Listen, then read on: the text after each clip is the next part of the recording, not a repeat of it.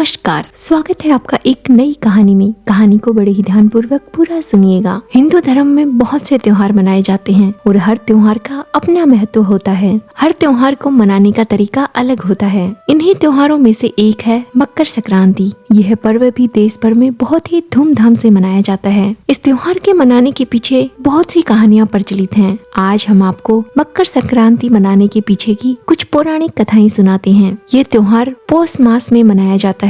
इस समय सूर्य देव मकर राशि में प्रवेश करते हैं तो मकर संक्रांति होती है। ये त्योहार हर साल आम तौर पर 14 जनवरी को मनाया जाता है, लेकिन कई बार सूर्य के मकर राशि में प्रवेश करने की तिथि थोड़ी ऊपर नीचे हो जाती है, जिसके कारण इस पर्व को 12, 13 या फिर 15 जनवरी को मनाया जाता है। इसके साथ ही इस दिन सूर्य का उत्तरायण शुरू हो जाता है। इस खास मौके पर लोग स्नान दान करते हैं। सूर्य देव की पूजा करना शुभ माना जाता है। इस दिन लोग व्रत भी करते हैं और मकर संक्रांति की कथा भी सुनते हैं। चलिए आज हम आपको पहले व्रत की कथा सुनाते हैं। ये कथा भगवान शनिदेव और सूर्य देव से संबंधित है। जब माता छाया ने शनि देव को जन्म दिया था तो वो बिल्कुल काले पैदा हुए थे। भगवान सूर्य देव ने जब शनि देव को देखा तो उन्होंने कहा, ये मेरा पुत्र नहीं हो सकता, और उन्होंने माता छाया को अलग रहने के लिए कह दिया। वो लोग जिस घर में रहते थे उसका नाम कुंभ था। जब माता छाया ने अपने पुत्र के बारे में ऐसे अपशब्द सुने तो उनको सूर्य देव पर बहुत क्रोध आया। क्रोधित होकर माता छाया ने सूर्य देव को कुष्ठ रोगी होने का श्राप दे दिया। इसके बाद सूर्य देव ने भी शनि देव और माता छाया के घर कुंभ को जला डाला। माता छाया के श्राप के बाद सूर्य देव को कुष्ठ रोग की समस्या हो गई। इस रोग से पीड़ित होकर भगवान सूर्य देव अपने पुत्र यम के पास पहुँचे।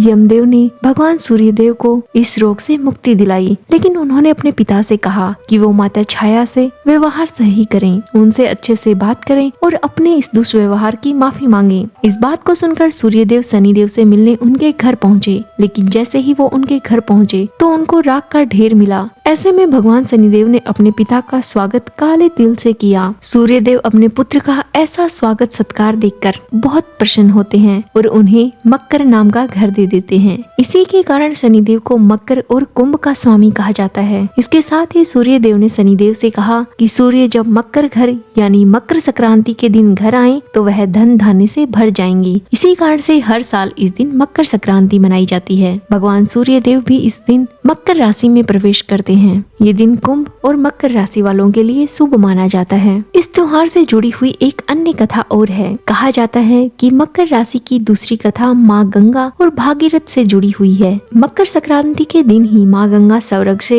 अवतरित होकर राजा भगीरथ के पीछे पीछे कपिल मुनि के आश्रम से होती हुई गंगा सागर तक पहुँची थी। इसी दिन माता गंगा भगीरथ की कठोर तपस्या के कारण धरती पर अवतरित हुई थी। गंगा नदी के धरती पर आने से पूरी धरती पवित्र हो गई थी और इसी दिन को मकर संक्रांति के रूप में मनाया जाता है। मकर संक्रांति के इस त्योहार से शास्त्रों में एक और कथा वर्णित है। कहा जाता है कि माता यशोदा ने संतान प्राप्ति के लिए मकर संक्रांति के दिन व्रत रखा था और दूसरी महिलाओं को गुड़ और तिल का दान किया था, जिससे भगवान ने खुश होकर उन्हें संतान का वरदान दिया था। ऐसा माना जाता है कि तिल की उत्पत्ति भगवान विष्णु से होती है, इसलिए इन तिलों का प्रयोग पापों से मुक्त करता है। तिल के उपयोग से शरीर निरोगी रहता है और शरीर में गर्मी का संचार होता है। मकर संक्रांति के दिन ब्रह्म मुहूर्त में उठकर गंगा या अन्य पवित्र नदी में स्नान करें। यदि संभव ना हो सके तो अपने घर पर ही पानी में तिल और गंगा जल मिलाकर स्नान करें।